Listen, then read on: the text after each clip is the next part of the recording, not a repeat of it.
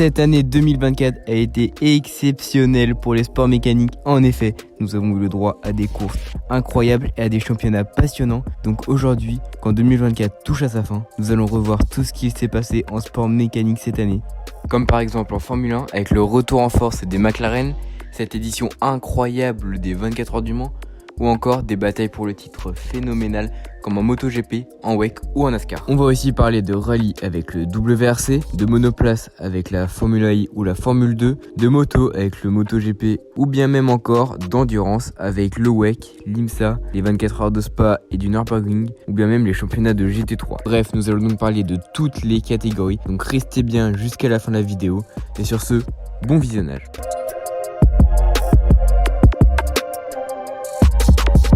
Cette année, en Formule 1, le pilote Red Bull Max Verstappen a remporté son 4e titre de champion du monde en 4 ans. Mais la tâche n'a pas été simple pour lui cette année, car la Red Bull n'était plus intouchable comme les autres saisons. Et ils ont vu les autres top teams faire leur retour sur eux et même les dépasser niveau performance. Malgré cela, le pilote néerlandais a tout de même effectué une très bonne saison et a donc réussi à prendre son 4e titre grâce à de très bonnes performances qui lui ont permis d'obtenir 14 podiums, dont 9 victoires.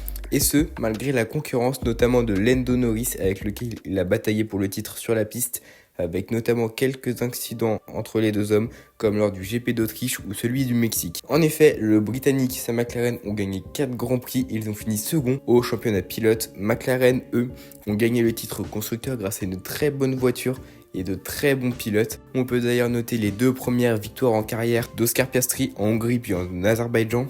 Ils finissent donc avec 6 victoires et seulement 14 points d'avance au championnat constructeur sur les rouges de la Scuderia Ferrari. Ils terminent 2e avec 5 victoires au terme d'une très bonne saison.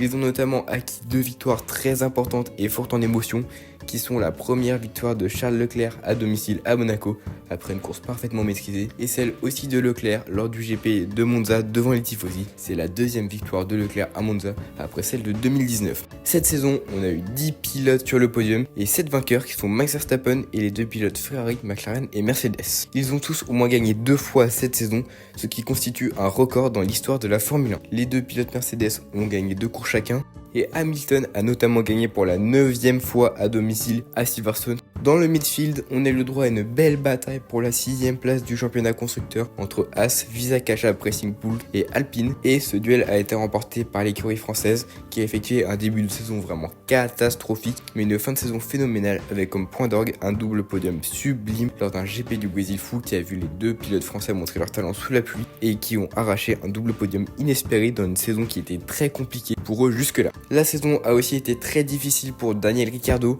à tel point qu'il s'est fait remplacer après le Grand Prix de Singapour par Liam Lawson, ce qui met un terme à sa carrière en F1 après 257 Grands Prix et 8 victoires. Logan Sargent s'est aussi fait remplacer en cours de saison par Franco Colapinto après encore une fois des performances catastrophiques. On a aussi vu Oli Berman en F1 cette saison, car il a remplacé Carlos Sainz chez Ferrari à Jeddah et il a remplacé 2 fois chez Haas, où il a plutôt bien performé.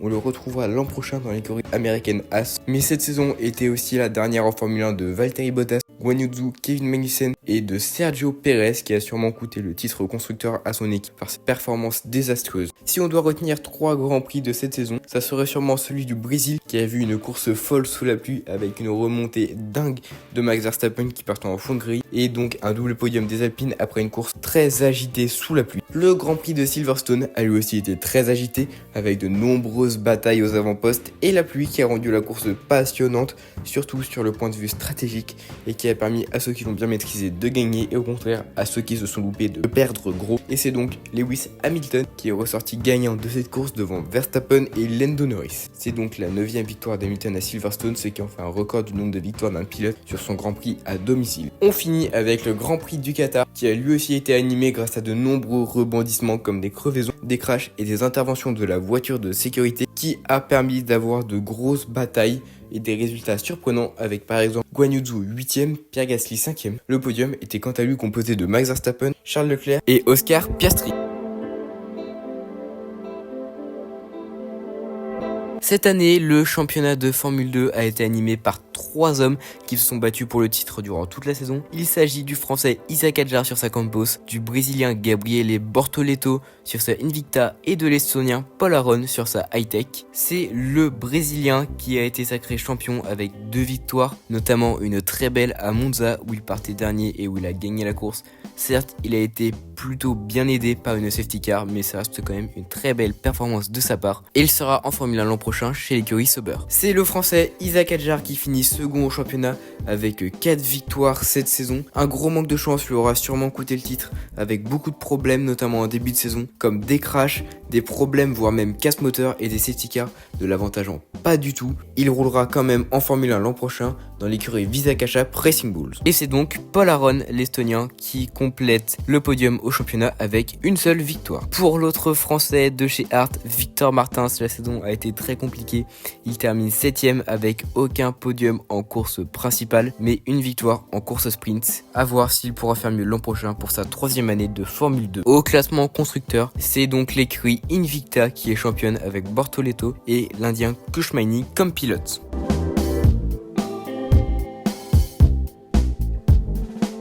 Cette année en F3, on a eu le droit à une très grosse bataille pour le titre entre Leonardo Fornaroli et Gabriele Mini. En effet, le titre s'est joué dans le dernier virage de la dernière course du championnat à Monza, où Fornaroli a dépassé Christian Mansell pour prendre la 3e place de la course, ce qui lui a permis de prendre les 2 points qui lui manquaient pour gagner le titre face à Gabriele Mini. C'est donc Leonardo Fornaroli, le pilote italien de chez Trident, qui a remporté le titre. On peut noter que Fornaroli n'a d'ailleurs gagné aucune course dans la saison et qu'il a été champion donc sans gagner. C'est donc l'autre italien de chez Prema, Gabriele Mini, qui finit second au championnat en n'ayant lui gagné qu'une seule course. Tandis que c'est le britannique Luke Browning qui complète le podium du championnat. On l'a d'ailleurs vu au volant de la Williams en Formule 1 en FP1 à Abu Dhabi. Et il a lui gagné 2 courses dans la saison. Mais cette année, il y avait aussi un Français qui roulait en Formule 3 et c'était Sami Megetunif qui a remporté 2 courses dans la saison qu'il a très bien géré. Il les a remportées les 2 en Italie, une à Imola et l'autre à Monza, et il finit donc 8ème du championnat. Tandis que c'est Prema qui a remporté le titre constructeur avec Arvid Lindblad, Dino Beganovic et donc Gabriele Mini comme pilote.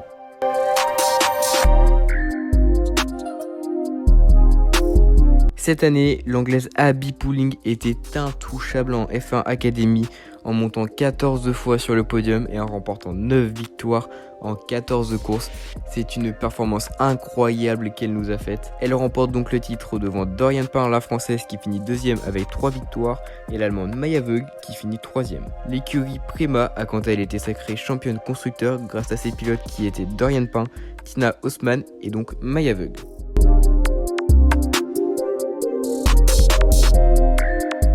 Cette saison en Formule I, il y a eu une grosse bataille pour le titre qui a duré jusqu'à la dernière course de la saison entre Mitch Evans, Nick Cassidy et Pascal Wehrlein. Et c'est l'Allemand de chez Porsche, Pascal Wehrlein, qui a remporté le titre. Tandis que c'est le pilote Jaguar Mitch Evans qui finit 2ème devant son coéquipier Nick Cassidy. Au classement constructeur, c'est donc bien entendu l'équipe Jaguar TCS Racing qui gagne le titre avec donc Mitch Evans et Nick Cassidy comme pilote.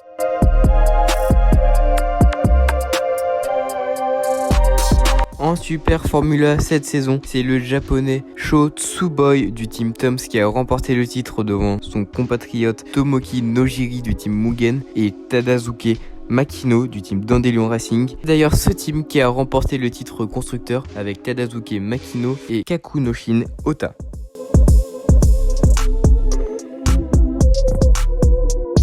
Cette année en IndyCar, l'Espagnol Alex Palou a survolé le championnat et a remporté son 3e titre avec l'équipe Chip Ganassi. Il gagne le championnat devant l'Américain Colton Herta qui roulait pour Andretti et Scott McLaughlin, le pilote Penske. On a aussi vu des Français rouler cette année en IndyCar avec notamment Théo Pourchère qui a fait 6 courses de remplacement chez McLaren et qui a obtenu une 10e position comme meilleur résultat, ce qui n'est pas mauvais pour un rookie. Tandis que Romain Grosjean qui a fait sa 3e saison a marqué 260 points pour l'écurie Juncos Hollinger et a scoré une 4e position comme meilleur résultat. Tandis que c'est Joseph Newgarden qui a remporté la mythique course de l'Indy 500 en dépassant le Mexicain Pato Howard dans le dernier tour de la course.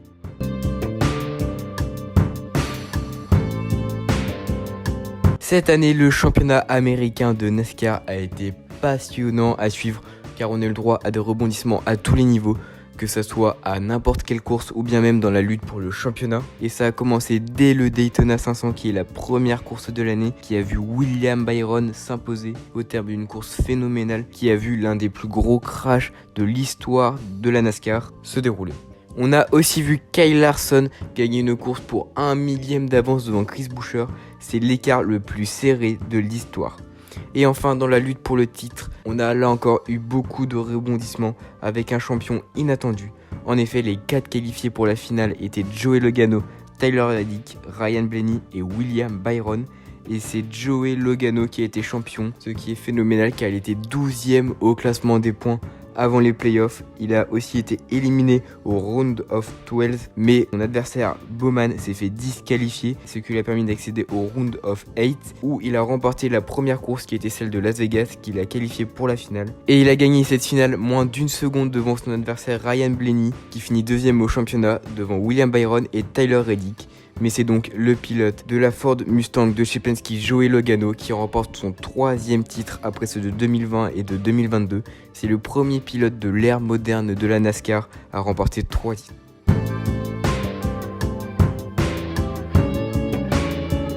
Cette année, les Porsche ont dominé le championnat américain d'endurance l'IMSA, que ce soit en GTP, qui sont les prototypes LMDH roulant aussi aux 24 heures du Mans, et en WEC, avec le sacre de la Porsche numéro 7 de Dane Cameron et de Felipe Nasser, ou bien en GTD Pro, qui sont donc des GT3 avec des pilotes pro dedans, avec le sacre de Lao Racing de Lauren Irish. Tandis qu'en GTD, c'est la Mercedes du Windward Racing qui a été champion, et en LMP2, c'est la voiture du team Inter-Europol qui a été sacrée. Tandis que les 24 heures de Daytona ont aussi été gagnées par la Porsche numéro 7 de Dane Cameron et de Felipe Nasser, qui était cette fois accompagné de Matt Campbell et de Joseph Newgarden. Cette Porsche s'est imposée après une belle bataille avec la Cadillac numéro 31. En LMP2, c'est la ERA Motorsport qui remporte cette course, tandis qu'en GTD, c'est la Ferrari du Ridi Competizione engageant Calado, Pierre Guidi, Rigon et Serra qui a remporté la course.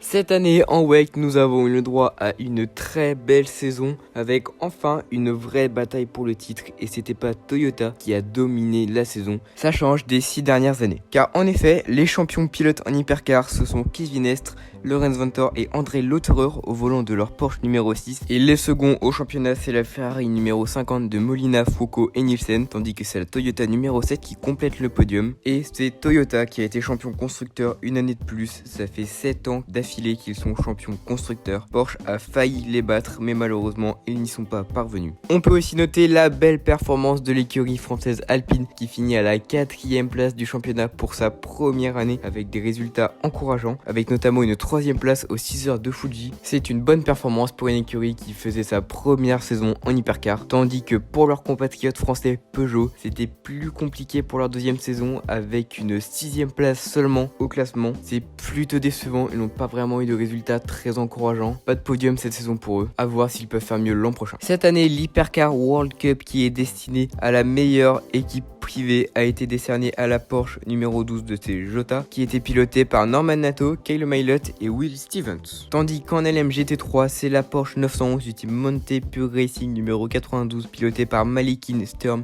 et Bachelor, qui a très largement remporté le titre devant l'autre voiture du Monte numéro 91 et la BMW numéro 31 du team WR.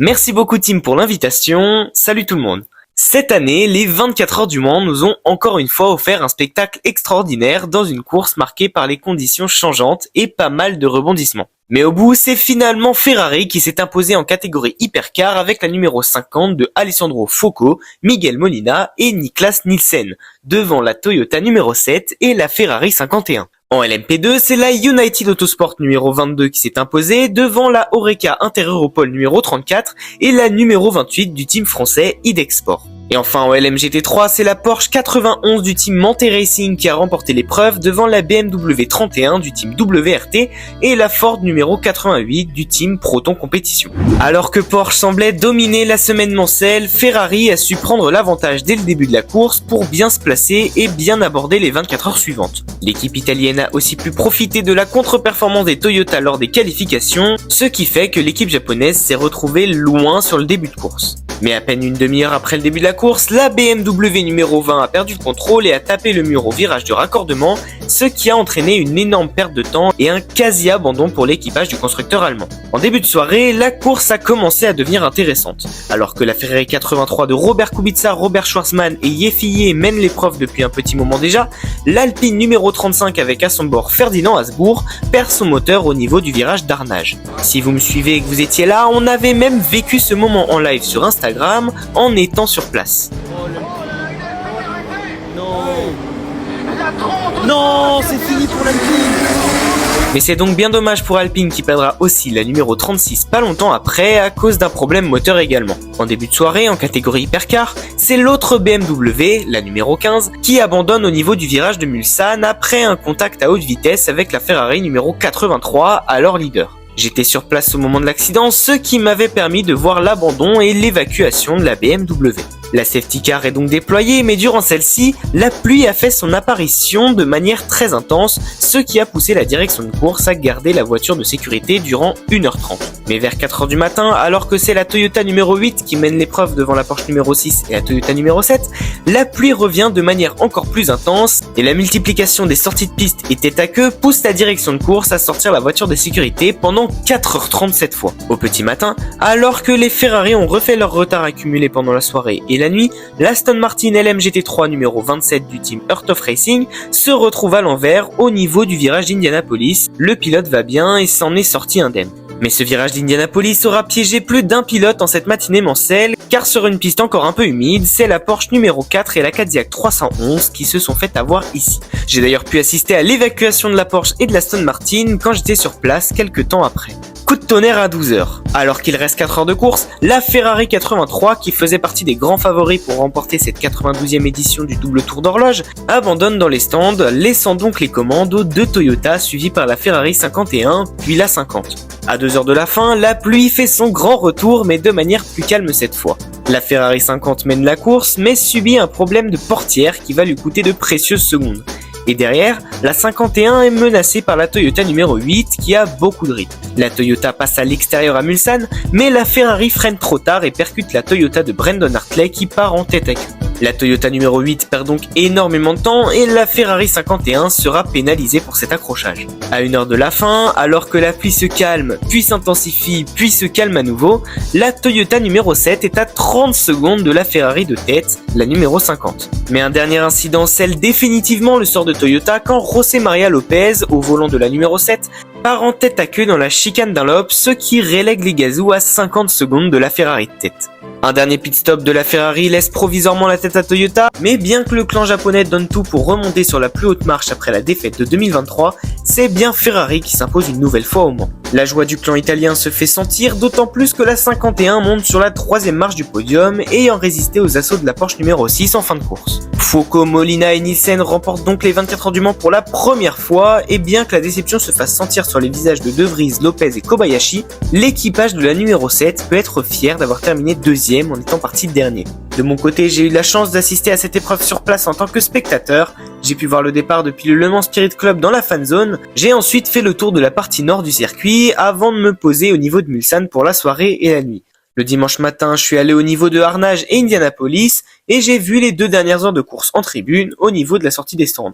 J'ai ensuite pu assister à la cérémonie du podium et j'ai fait un petit tour au niveau du parc fermé et de la pit lane.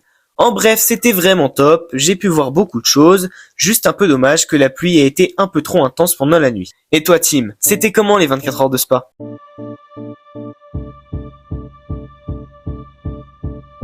Cette année, c'était l'édition du centenaire des 24 heures de Spa-Francorchamps.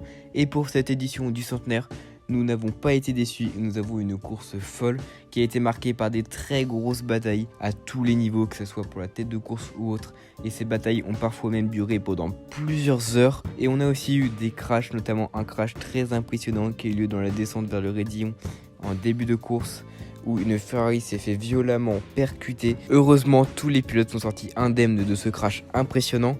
Et donc, on a eu plusieurs interruptions de la course suite à des crashs avec des safety cars ou des full course yellow. Et la course a aussi été interrompue vers minuit à cause de la pluie trop forte comme aux 24 heures du Mans, sauf que l'interruption a quand même duré moins longtemps que lors de ces mêmes 24 heures du Mans. Mais en fin de course, on a eu une grosse bataille entre la Ferrari numéro 51 du team Francorchamps Motors et la Aston Martin numéro 7 du Come To You Racing, et la Ferrari 51 était en tête à un peu plus d'une heure de la fin et la course semblait gagner pour eux, quand malheureusement lors du dernier arrêt au stand de la course pour eux, ils se sont retrouvés bloqués par une Lamborghini dans l'entrée des stands et ont perdu plus d'1 minute dans la manœuvre. C'est terrible pour eux. Cet arrêt au stand leur a fait redescendre à la 5e place, mais on peut notamment saluer le pilotage d'Alessandro Pierguidi qui a piloté remarquablement durant toute la course et qui a réussi dans cette dernière heure à remonter de la 5e à la 2e place et à récupérer le podium qui avait été perdu dans la voie des stands. Il a vraiment très bien piloté. Mais c'est donc l'Aston Martin du Come To You Racing numéro 7 qui remporte la course avec Mattia Drudi, Niki Tim et Marco Sorensen comme pilote. C'est donc cette Ferrari numéro 51 qui finit deuxième avec comme pilote Alessandro Pierguidi, Davide Rigon et Alessio Rovera, tandis que c'est la BMW du team WRT de Sheldon van der Linde 2, Dries Vanthoor et Charles Wirtz qui finit à la 3e place. On peut noter le succès des Mercedes dans les autres catégories, notamment en Gold Cup où c'est la Mercedes numéro 1677 de l'Almanach Racing qui a remporté la course. En Silver Cup, c'est la Getspeed numéro 3, aussi une Mercedes donc qui a remporté la course. Et en Pro-Am, c'est la Mercedes du team Crosstrike Racing by Riley numéro 4 qui a remporté la course. La seule catégorie qui leur a échappé, c'est la catégorie bronze où c'est l'Audi numéro 66 du Treasure Attempto Racing qui a remporté la course. De mon côté, j'ai eu la chance de pouvoir être sur place et de pouvoir assister à la course et j'ai juste passé un week-end de folie. C'était incroyable. Nous sommes arrivés donc sur le circuit le samedi matin et donc j'ai pu regarder la fin de la course des GT2. On arrivait un peu en retard sur la tribune sur le côté de la ligne droite de départ, et ensuite on a regardé la course des McLaren depuis la même ligne droite mais cette fois de l'autre côté du circuit, côté paddock. Ensuite il y a eu la course des GT4 qu'on a regardé depuis la tribune en haut du Rédillon. Puis nous avons fait un tour dans la fan zone qui est vraiment bien avec plein d'activités de boutiques, et dans le paddock où on a pu voir les très belles voitures qui étaient garées, que ce soit des supercars ou bien même des anciennes voitures de course. C'était vraiment cool. Et ensuite j'ai eu la chance de pouvoir faire le grid walk et c'était vraiment un moment exceptionnel de pouvoir être aussi proche des voitures et des pilotes qui allaient rouler pendant 24 heures après. C'était juste dingue. Tout comme le fait de pouvoir être sur ce circuit iconique en milieu de la piste, c'était vraiment fou. Nous sommes ensuite allés regarder le départ et le début de la course depuis la tribune en haut du Rédillon, avant d'aller de l'autre côté de la piste sur la tribune dans le Rédillon. Ensuite nous avons traversé le paddock pour aller à l'intérieur du virage de la source, puis nous sommes allés au-dessus des stands dans la ligne droite qui descend vers le rouge. Nous avons vu une belle vue sur les pit stops et nous sommes ensuite allés sur la ligne de départ avant de regarder le feu d'artifice de l'intérieur de la source. Puis nous avons passé le début de la nuit à la chicane de l'arrêt de bus. Le lendemain matin, nous sommes retournés à la tribune en haut du Rédillon, puis nous sommes allés voir dans le Rédillon, et enfin nous avons regardé la fin de la course dans la ligne droite entre l'eau rouge et la source. En bref, c'était vraiment un week-end exceptionnel. Je vous conseille vraiment d'y aller en 2025 si vous le pouvez.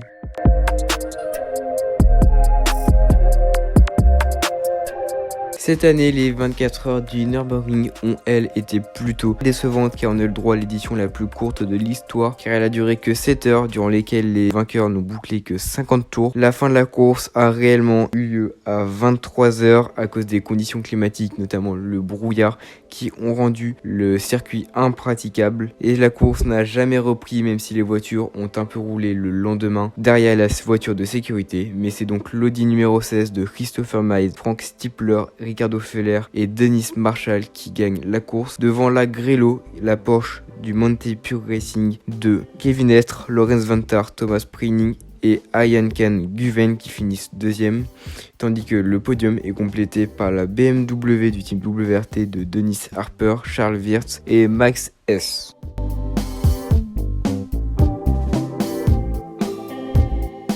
Les deux courses dont on vient de parler, qui sont les 24 heures de Spa et les 24 heures du Nürburgring, font elles partie du championnat d'IGTC qui comporte 4 courses qui sont les 12 heures de Bathurst, ces deux courses mythiques, et les 8 heures d'Indianapolis. Le champion de ce championnat est Charles Weerts sur sa BMW du team WRT, tandis que c'est Porsche qui ont gagné le titre constructeur.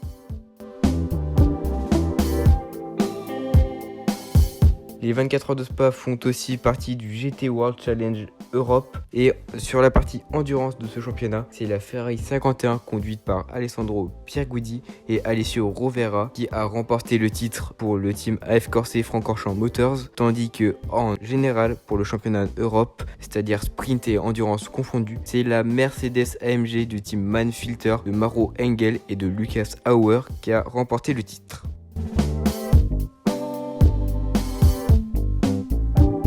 En DTM, on a aussi eu le droit à une belle bataille pour le titre entre l'Italien Mirko Bortolotti sur sa Lamborghini Team SSR Performance et le Sud-Africain Kelvin van der Linde sur son Audi du Team Abt. Et c'est l'Italien Mirko Bortolotti qui a remporté le titre devant Kelvin van der Linde donc. Et c'est Maro Engel sur sa Mercedes du Team Windward Racing qui complète le podium.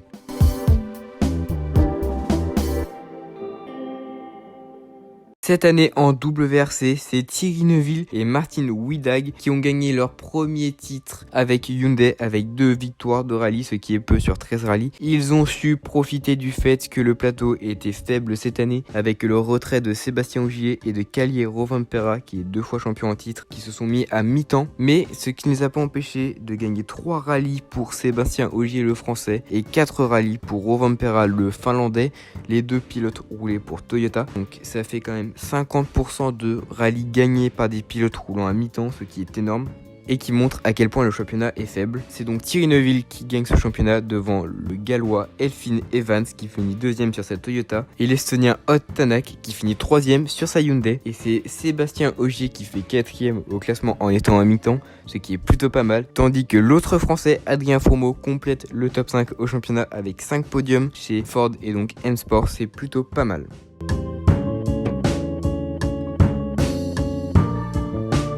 Cette année en MotoGP, on a eu le droit à la suite de la lutte pour le titre entre Francesco Bagnaia et Jorge Martin. Et c'est Jorge Martin qui a pris sa revanche pour gagner son premier titre cette saison avec seulement 10 points d'avance sur son rival italien Francesco Bagnaia. Leur bataille a vraiment animé cette saison avec un Bagnaia champion en titre qui était toujours aussi rapide que l'an dernier et qui a gagné 11 GP. Cette saison, le plus flotte, le plus fort, c'était quand même le Martinator Jorge Martin qui a été encore meilleur que l'an dernier et surtout beaucoup plus régulier et résistant à la pression. Il a fait beaucoup moins d'erreurs de l'an dernier et c'est ce qui lui a permis de gagner le titre même en remportant seulement 3 GP dans la saison. Bravo à lui. On peut aussi noter la très bonne saison de Marc Marquez pour sa première saison chez Ducati.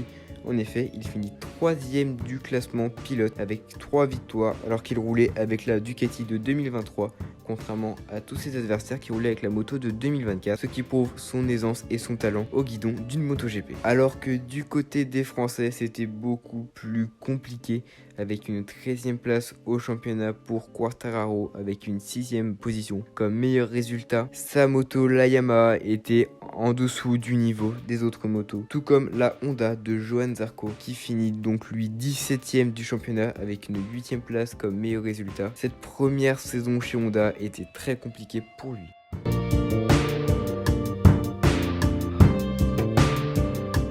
Cette année en Moto 2, c'est le japonais Ai Ogura qui a remporté le titre avec 3 victoires. On le verra d'ailleurs l'an prochain en MotoGP avec l'écurie Trackhouse. Son dauphin au championnat, c'est l'anglais Aaron Canet qui finit donc 2ème devant Manuel Gonçalves qui finit 3ème au championnat. Les champions au constructeur, c'est l'équipe MT Helmet MSI qui avait comme pilote Ai Ogura et Sergio Garcia.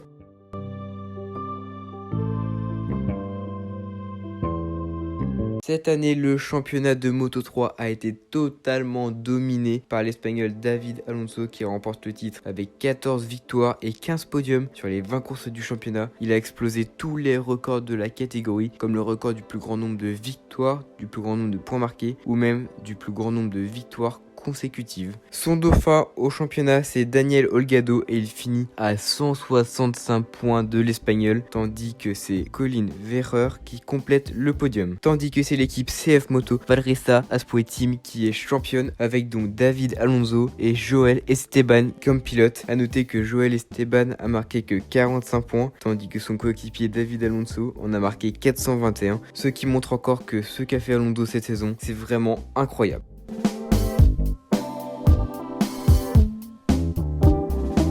C'est la fin de cette vidéo, merci de l'avoir regardée jusqu'au bout, j'espère qu'elle vous a plu. Si c'est le cas, n'oubliez pas de liker, de vous abonner pour regarder les prochaines vidéos qui vont sortir et de partager pour qu'un maximum de monde puisse la voir. Si vous avez quelque chose à dire, n'hésitez pas à aller dans l'espace commentaire où je vous répondrai. Donc merci d'avoir regardé cette vidéo, à plus tard.